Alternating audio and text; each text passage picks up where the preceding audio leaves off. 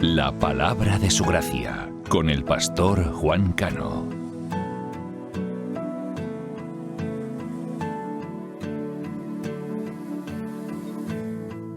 No te veo, pero te siento. Saca este momento para elogiarte. Estoy agradecido.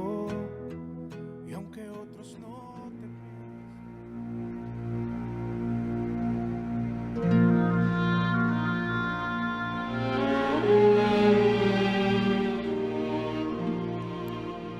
Pero también digo, entre tanto que el heredero es niño, en nada difiere del esclavo, aunque es señor de todo, sino que está bajo tutores y curadores hasta el tiempo señalado por el Padre.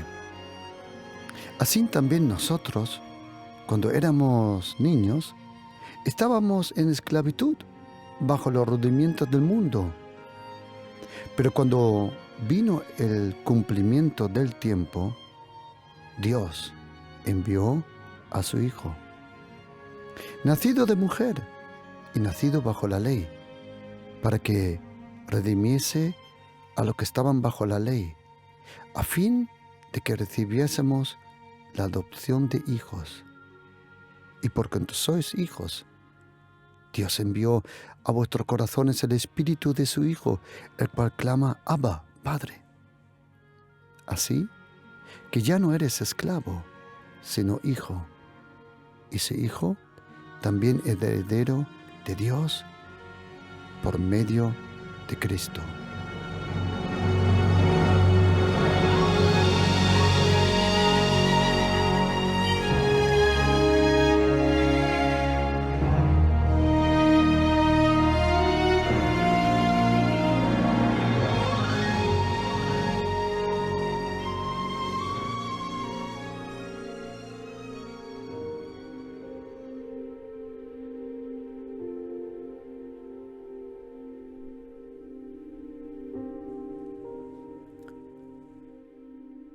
Y cuando Jesucristo vino al Jordán, fue bautizado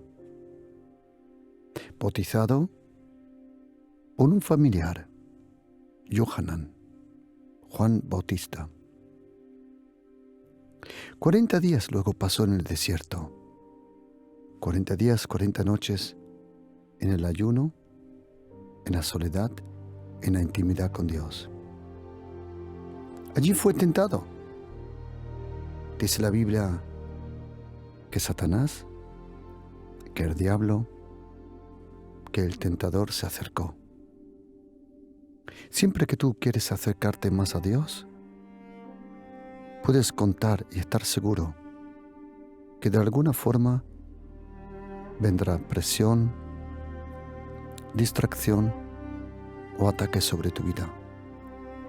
Pero no temas, es solo para traer distracción a tu vida. Tú sigue acercándote al Señor, porque Santiago tuvo razón cuando dice en Santiago 4, someteos a Dios, acércate a Dios, y Satanás huirá de ti. Es la presencia del Señor que nos bendice. Es el sonido de su palabra que nos purifica. Es su gloria que nos rodea. Es la sombra de su mano que nos protege. Y es el Espíritu Santo de Dios que nos cuida. Jesucristo es el buen pastor. Y el Espíritu Santo, Él aparece también en uno de sus 185 diferentes nombres. Le llaman el portero, el que tiene cuidado a la puerta. Jesucristo, Él es el Hijo de Dios. Él es el buen pastor que dio su vida. Pero en Juan 10 hay otra persona que le llaman aquel que guarda a la puerta. ¿Quién es ese personaje? Es el Espíritu Santo de Dios. Él te protege, Él te cuida. Y cuando Jesucristo regresó allí del desierto del Negev, un desierto que hemos podido visitar diferentes veces, cuando Él regresa dice: arrepentíos, metanoia, porque el reino de los cielos se ha acercado. ¿Qué significa eso? El reino de los cielos. Ese término aparece unas 32 veces en el Evangelio de Mateo, donde los otros escritores, como Marcos, Lucas, en el mismo pasaje usan el término reino de Dios. Mateo usa el término reino de los cielos. Una de las razones es porque el Evangelio de Mateo fue probablemente el único pasaje de Nuevo Testamento que fue escrito originalmente en arameo, en hebreo, y luego fue traducido al griego. Todos los otros evangelios, Marcos, Lucas, Juan, la carta de los Hechos, la carta a los Romanos, primera, segunda carta de Corinto, Gálatas, Éfesos y así en adelante, todo fue escrito literalmente en griego. Era el idioma común y el evangelio que el Espíritu Santo quería que todos oigan, por eso Él usó el griego. El arameo, el hebreo, se usaba primordialmente el arameo en Galilea. El hebreo estaba más alrededor de Jerusalén porque era el lenguaje de la Torá, de las leyes, de los profetas, de las escrituras.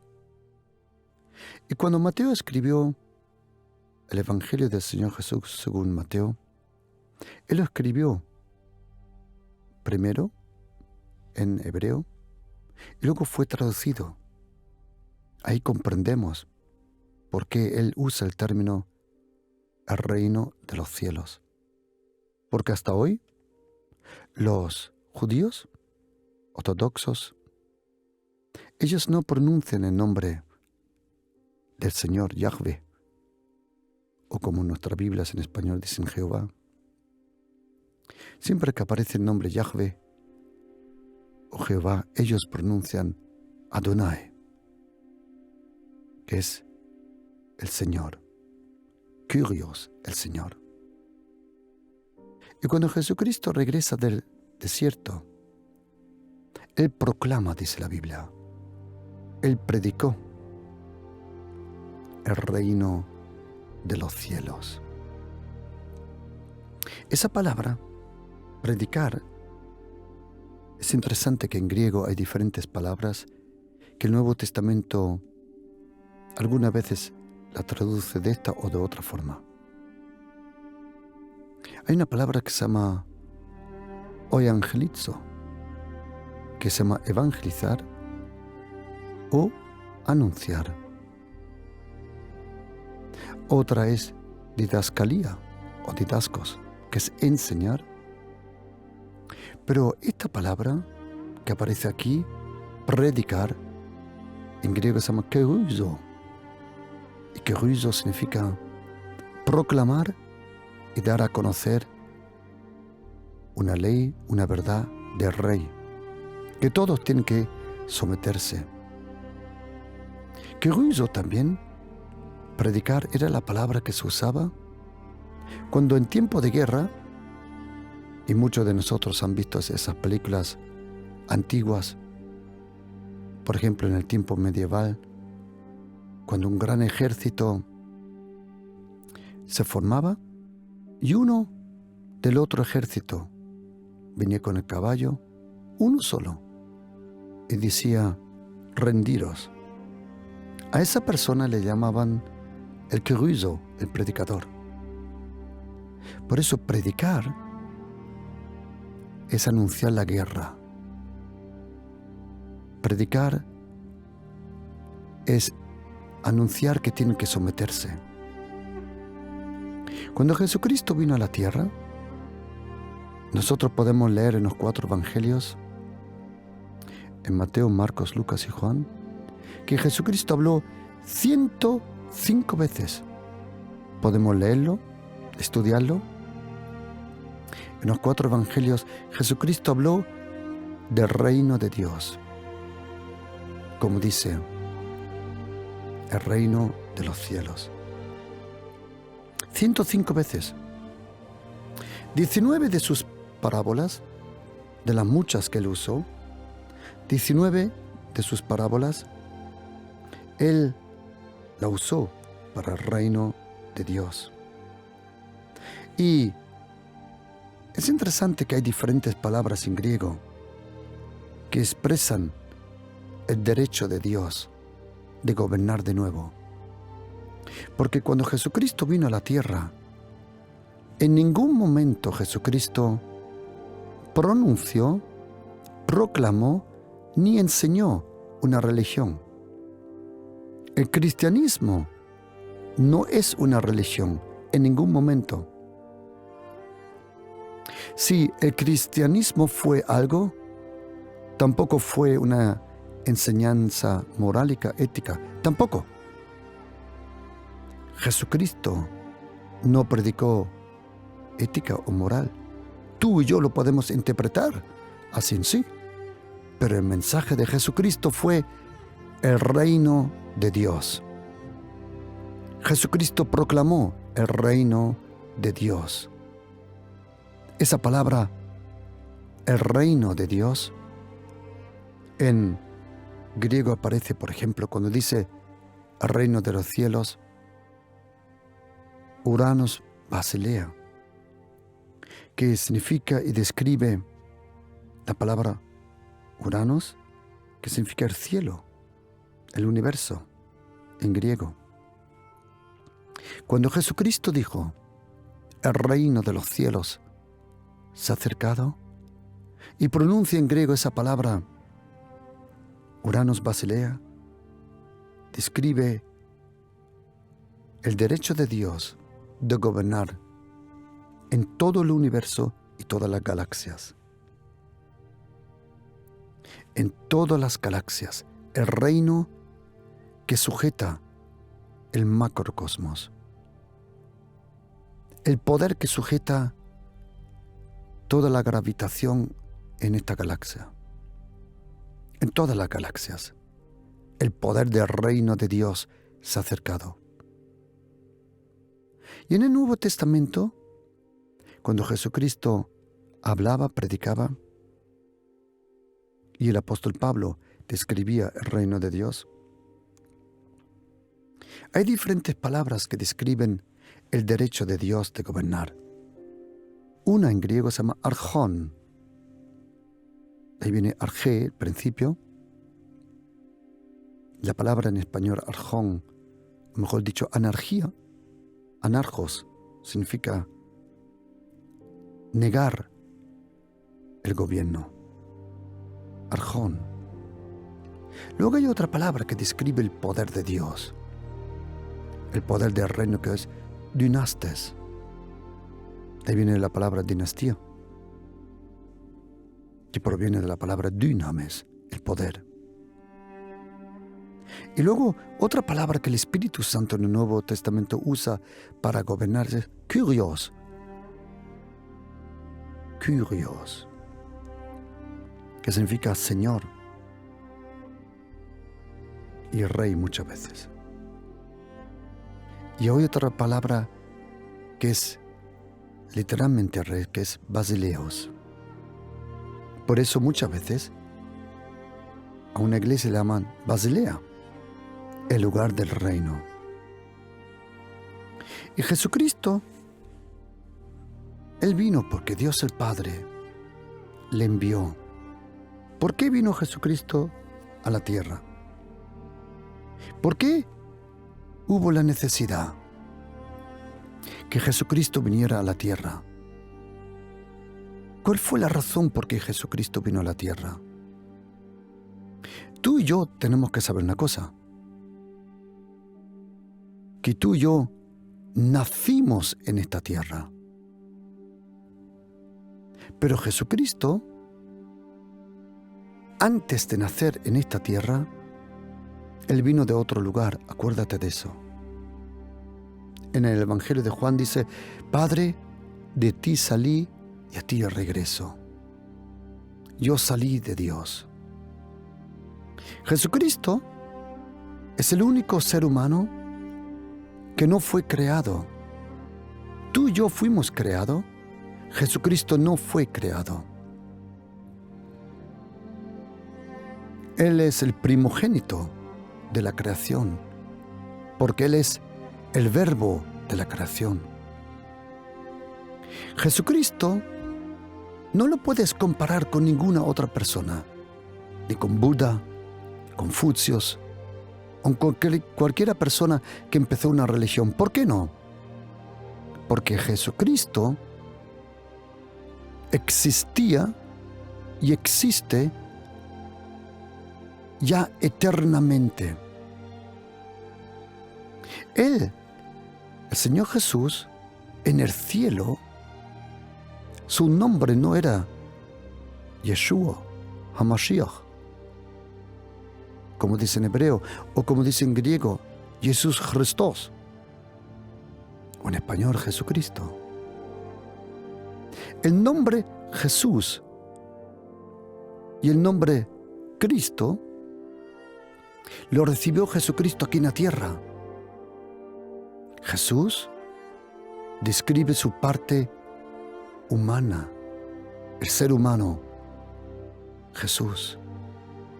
Pero Cristo, que proviene del griego Christos y que proviene del hebreo Messiah, Mesías, describe su ser enviado como el ungido de Dios, su parte divina.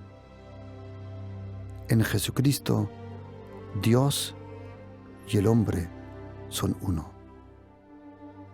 Pero Él, Jesucristo, antes de venir a la tierra, su nombre en el cielo era, en hebreo, Dabar, el verbo.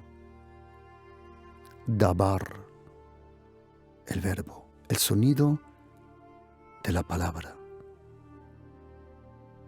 El evangelista Juan, cuando él escribe en Juan capítulo 1, 14, dice, y el verbo, el Logos hizo carne, dice, habitó entre nosotros, tabernaculó, como el tabernáculo de Moisés, el tabernáculo de David, el tabernáculo aquel que usaron los levitas. Jesucristo es el tabernáculo de Dios. Y cuando Él vino a la tierra, Él vino porque nosotros estábamos perdidos en nuestra oscuridad, en nuestro pecado. Y como nadie de nosotros se pudo acercar a Dios para traer la salvación, Dios tomó la iniciativa. Santiago 1:17 dice que todo don perfecto, todo regalo viene de arriba. Y cuando Jesucristo murió,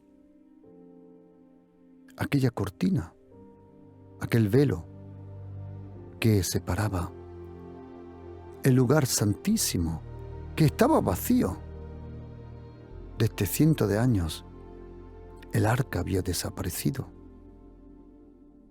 Pero los fariseos, los saduceos, los levitas, los sacerdotes, el sumo sacerdote seguía con su religión. Así no es cualquier religión. Hace algo, pero hay un vacío, un gran vacío. Y cuando Jesucristo murió, El velo se rompió de arriba abajo. Ahí nos enseña que la iniciativa para la salvación viene de arriba para abajo. La salvación nunca es de abajo hacia arriba. Y cuando Jesucristo vino a la tierra, Él vino a anunciar el reino,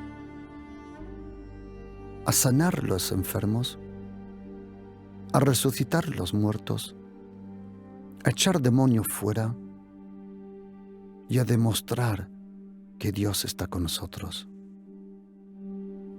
En Jesucristo se encuentra y se reúne todo el amor que Dios el Padre tiene con nosotros, en Jesucristo. Y Jesucristo habló 105 veces del reino. Esa palabra, Basileo, doceos, el reino de Dios. En algunas traducciones antiguas suena con una fuerza impresionante.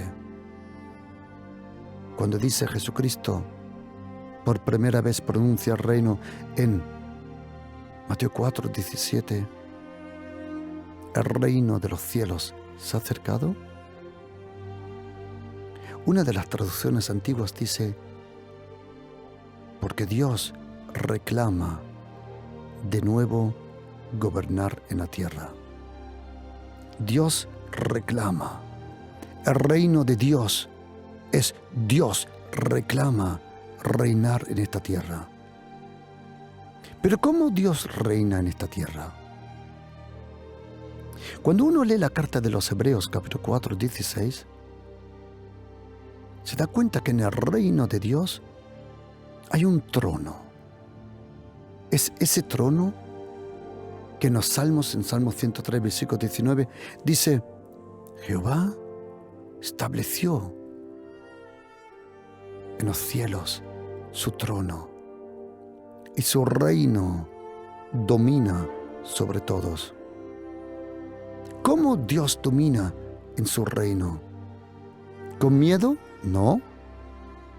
¿Con manipulación? No, tampoco. ¿Cuál es el poder del reino? ¿Cuál es el dominio del reino? ¿Cuál es la fuerza del reino? ¿Cuál es el poder que al fin y al cabo domina el reino de los cielos?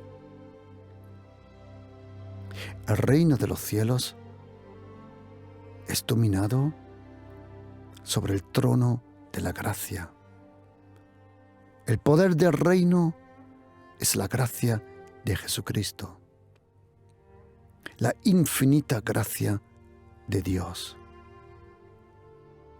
En la gracia de Dios está todo lo que nosotros necesitamos. Si tu vida te la imaginas como un vaso, si tu vida es lo que contiene en un vaso, tienes que imaginarte que la gracia es como un océano. Tanta gracia Dios tiene para nosotros. Y como Dios el Padre envió a su Hijo Jesucristo a predicar el reino,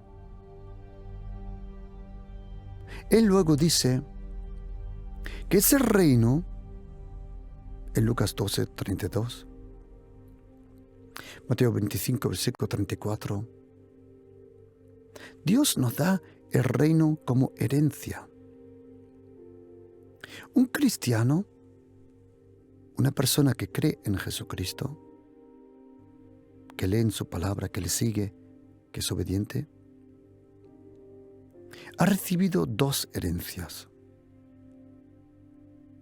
Una es el reino. Manada pequeña, no temas, porque vuestro Padre le ha placido de daros el reino. El reino nos pertenece. Y como Satanás no puede atacar el reino invisible, él toca lo único y ataca lo único que es visible del reino. Lo único visible del reino es la iglesia. El reino de los cielos es invisible, pero presente. Es poderoso.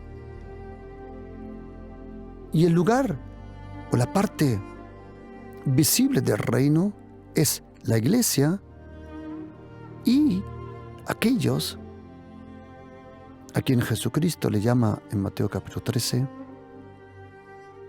la semilla, los hijos del reino. Como Satanás y su reino, que por primera vez aparece en Mateo capítulo 12, 26. Ya sabíamos, ya percibíamos, ya sospechábamos que Satanás tenía un reino.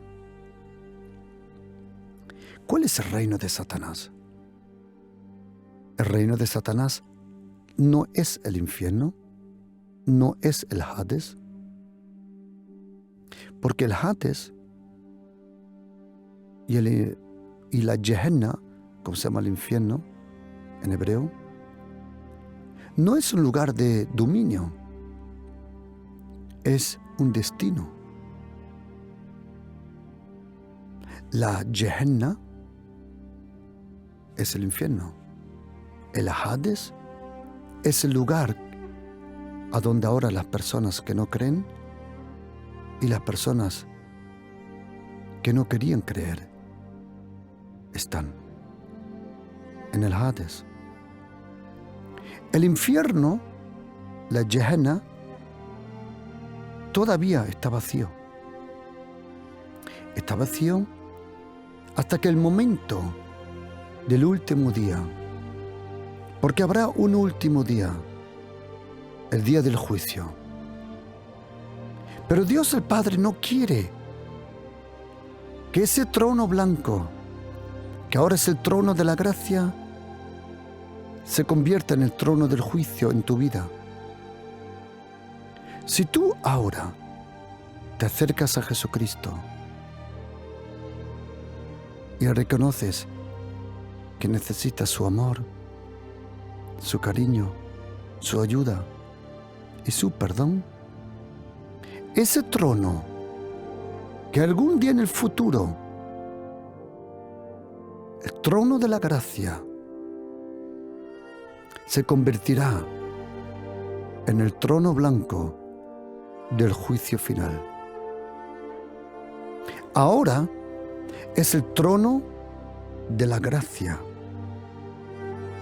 Que cada persona que viene a ese trono no recibe castigo. Ahora, toda persona que se acerca a ese trono recibe perdón, restauración, amor, cariño, ayuda, la gracia, la misericordia, el favor de Dios. Lo que hoy es el trono de la gracia, un día se convertirá en el trono blanco del juicio.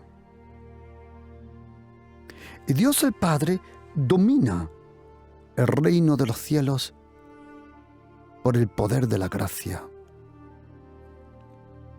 Tú y yo nos enojamos, tú y yo nos enfadamos con personas. Pero quiero que sepa, querido oyente, que Dios el Padre, Él no está enojado con personas. Él está enojado con lo que quiere dominar las personas, sea el pecado, lo perverso, a los demonios, al reino de Satanás. Pero con nosotros, Dios el Padre, lo único que siente es un profundo amor. Él es Dios. Él es santo. Y le prometo una cosa, querido oyente. No lo puedo explicar con palabras, pero lo intento. El día que de verdad tenga un encuentro con Dios el Padre, a través de Dios el Hijo, le prometo que los ojos de su corazón se van a abrir y verá la profundidad y la altura, la anchura y la eternidad del profundo amor de Dios. El día que se acerque con corazón honesto a Dios, el Eterno, y solo es posible a través de su Hijo Jesucristo. Ese día, la luz de su presencia, la gloria que le rodea, va a traspasar toda su vida. Y lo mismo que una persona, cuando entra en un área de peligro, en una fábrica atómica. Cuando una persona entra en una fábrica atómica, ¿sabes cuántos años, más o menos, si te contaminas con radioactividad, hasta cuántos años mínimo te llevas esa radiación? Entre 15 y 30.000 años. Si tú entras al área cero, de una fábrica atómica, que es absolutamente prohibido entrar, absolutamente, ya puedes llevar los trajes que quieres tener, ahí nada te salva, nada. Porque la radiación que hay cambia los genes, imagínate, cambia el ADN de la persona. Tanto poder tiene esa radiación. Si la radiación X tiene tanto poder, tienes que imaginarte el amor de Dios. Cuando entras a ese lugar que se llama el reino de los cielos, la radiación de ese lugar no es una radiación destructiva. Al contrario, es una radiación constructiva, que es el amor, el cariño, la presencia de Dios. Y cuando uno entra en ese lugar y tu espíritu recibe la vida del Dios, el Espíritu Santo, cuando el poder de la sangre de Jesucristo te lava, cuando eres nacido de nuevo, del agua que te purifica, del Espíritu que te aviva,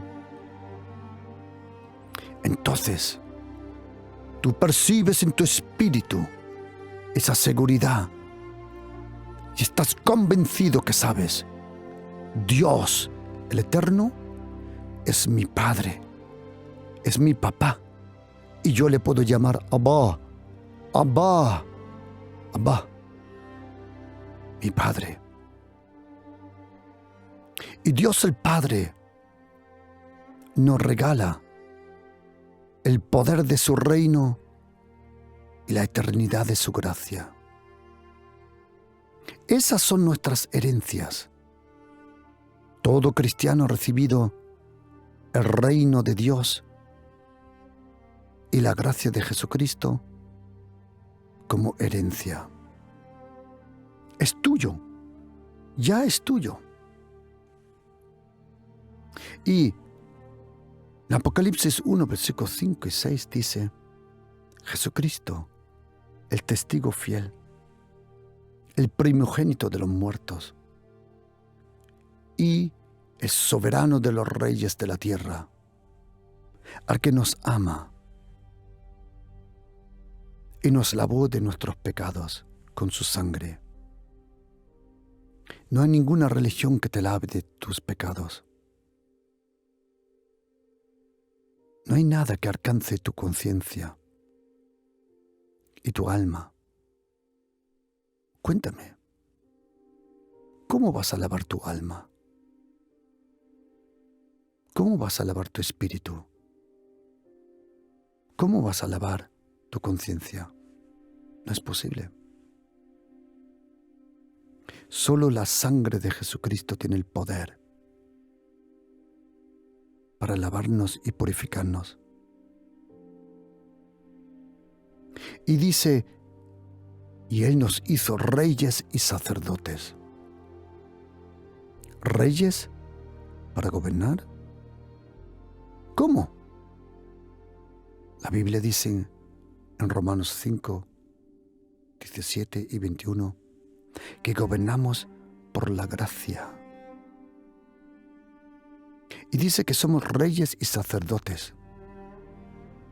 ¿Y queréis oír una cosa linda, preciosa?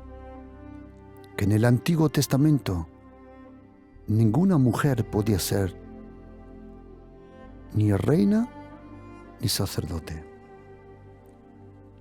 Pero bajo la gracia de Jesucristo, ahora la mujer en Cristo Jesús es una reina y es una sacerdote.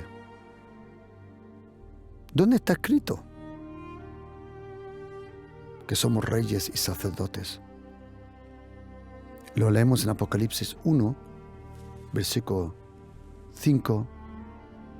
Lo podemos leer en Apocalipsis 5, versículo 10, donde dice, y Él nos ha hecho para nuestro Dios. ¿Quién? Jesucristo. A Jesucristo le encantan las personas que necesitan perdón, restauración y ayuda. Quiero decirte, querido oyente, que tu pecado no le va a impedir a Jesucristo de hacer algo lindo en tu vida. Al contrario, tu pecado hace la gracia más fuerte. Te va a librar de ese pecado. A mí me han dicho, si usted siempre habla de la gracia, la gente va a pecar más. Y yo me he pensado, estúpido el pensamiento. Porque imagínate, vamos a decir que tú eres un asesino y estás a cadena perpetua en la cárcel. Y yo voy como juez y te regalo la gracia de salir de esa cárcel. Pregunta, ¿tú sales de la cárcel y ahora porque yo te he dado la gracia para salir, empiezas a matar más gente? ¿A que no? No. Así es la gracia de Jesucristo. Cuando Jesucristo, por su gracia, te sacó de la cárcel del pecado, tú en ningún momento vas a pecar más, porque conoces las consecuencias destructivas de esa cárcel. La gracia nos enseña a vivir en santidad. Apocalipsis 20, versículo 6, nos dice también que somos sacerdotes y reyes. Y también en 1 de Pedro, capítulo 2, 9 podemos leerlo, donde dice la Biblia, mas vosotros sois linaje escogido. ¿Has oído, querido? Contigo empieza un nuevo linaje en tu familia. Real sacerdocio, nación santa, pueblo adquirido por Dios, para que anunciéis las virtudes de aquel que os llamó de las tinieblas a su luz. Y según la Biblia, hay dos formas como un cristiano reina. ¿Cómo? Una es a través del reino y otra es por la gracia. La gracia de Jesucristo. Tenemos que saber cómo acercarnos para recibir más de la gracia. En Salmo 90, que algunos consideran que Salmo 90 y Salmo 91 es de Moisés. Salmo 90 sabemos que es de Moisés. Y algunos sospechan que Salmo 91 también es de Moisés porque habla de las plagas. Y si alguien era especialista en plagas, era Moisés. Bueno, el faraón también. Y dice en Salmo 90, versículo 14, por la mañana, sácianos con tu gracia.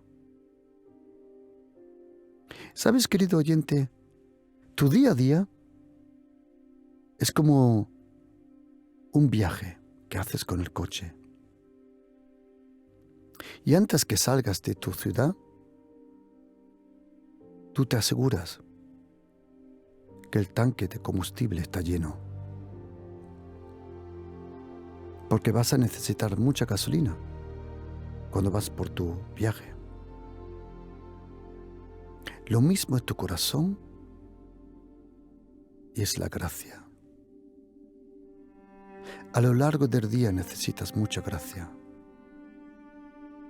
La gracia de Jesucristo. En la gracia de Jesucristo está todo lo que necesitamos. Alguien dirá, explícame esa gracia. Es difícil. Me acuerdo de una hermana aquí en la iglesia Pasión por Cristo. Una hermana linda de Centroamérica. Me dijo, cuando yo estaba contando que en Alemania hicimos esos muñecos de nieve. Yo no sé si tú conoces esos muñecos de nieve que se le mete una zanahoria como nariz. Seguro que lo has visto. Es una de los urgieres en la iglesia. Se acercó y me dijo, ay, pastor, qué bonito ese muñeco de nieve. Y me dijo, yo nunca he tocado la nieve. Lo que más he tocado la nieve, lo que más se acerca es cuando abro el frigorífico, el congelador. No, dije, no. Eso no es ninguna comparación con la nieve. Esa misma hermana que había visto la nieve por la televisión, en películas, y que se lo podía imaginar cuando yo hablaba de la nieve,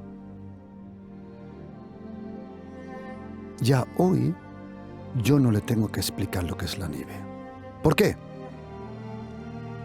Porque vino Filomena personalmente.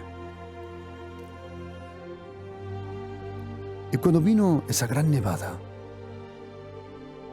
esa hermana que a lo mejor mide 1,45 m, 1,50 m, dio un salto en la nieve y desapareció en la nieve. Pregunta, ¿alguien le tiene que explicar a ella lo que es la nieve? Nunca más. ¿Por qué? Porque ella tuvo una experiencia con la nieve. Y yo sé, querido oyente, que hay mucha gente que se cree que es más inteligente que los otros. Y yo sé que hay personas que dicen, no, yo he estudiado teología, y yo he estudiado dogmática, y yo sé mucho de doctrinas. ¿Así? Tengo una pregunta.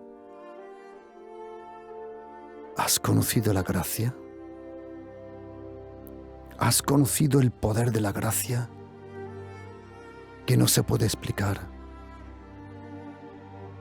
Querido oyente, el día que el reino de los cielos demuestra el poder que tiene a través de la gracia de Jesucristo, esa gracia te rodea, te ayuda, te levanta, te trae justicia, te transmite paz y gozo, porque el reino de Dios es justicia, paz y gozo en el Espíritu Santo, que es dominado por la gracia. Y querido oyente, no te canses de pedirle al Señor que te dé la gracia, porque en esa gracia está el favor de Dios. El favor de Dios es cuando Dios el Padre al mundo quiere dar testimonio que tú eres su favorito. Algunos dirán, no, Dios no tiene favoritos. Dios solo tiene favoritos. Dios solo tiene favoritos. Y tú y yo necesitamos la gracia para tu familia. Pero la gracia de Jesucristo solo nos puede alcanzar en nuestra debilidad. No estoy diciendo que tú tienes que pecar para que venga la gracia. No. Lo único que tienes que hacer es reconocer la necesidad, que el Señor te ayude, que el Señor te guarde y que todas tus fuentes están en el Señor. Y querido oyente, le quiero decir de todo corazón una cosa. Lo único que importa en su vida, y le prometo, es su relación con Dios.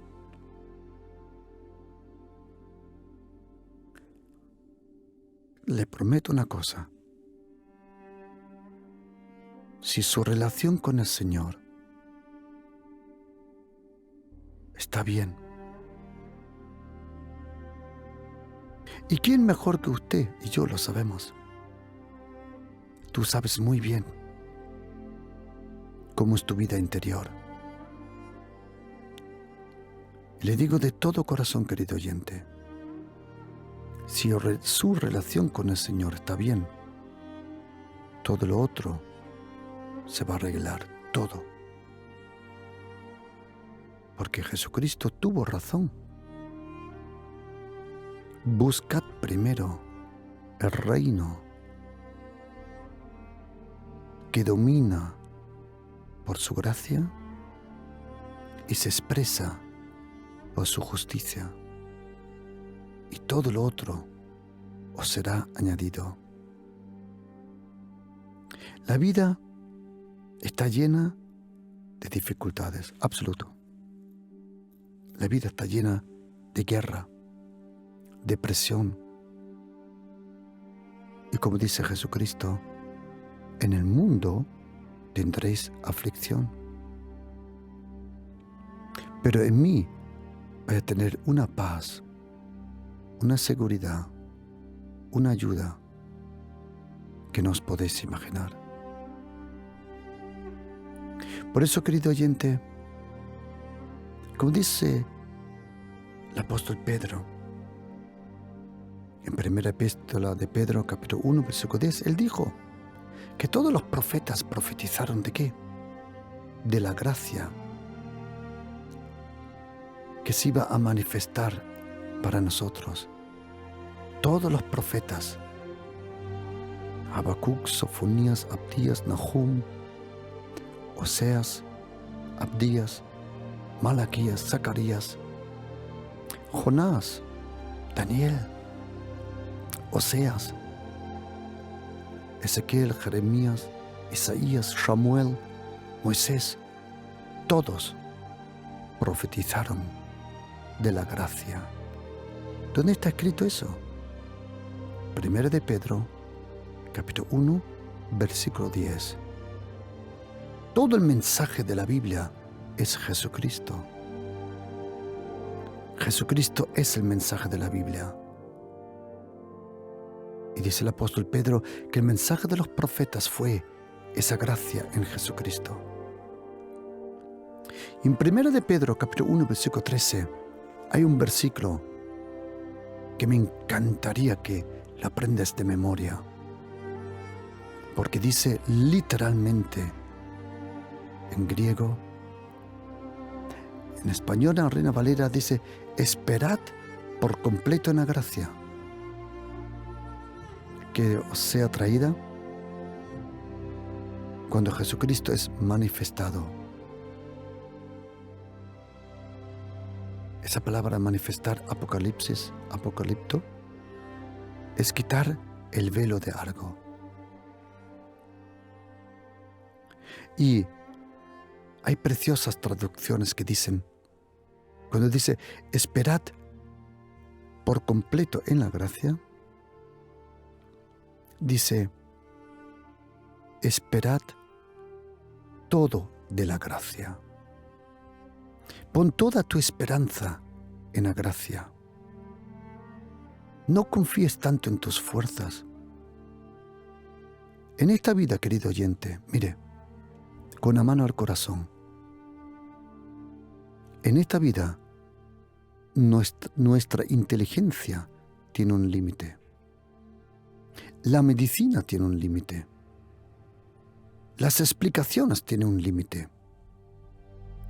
Pero hay una cosa, una única cosa, en todo el universo, en todo el reino de los cielos, hay una única cosa que sobrepasa los cielos de los cielos.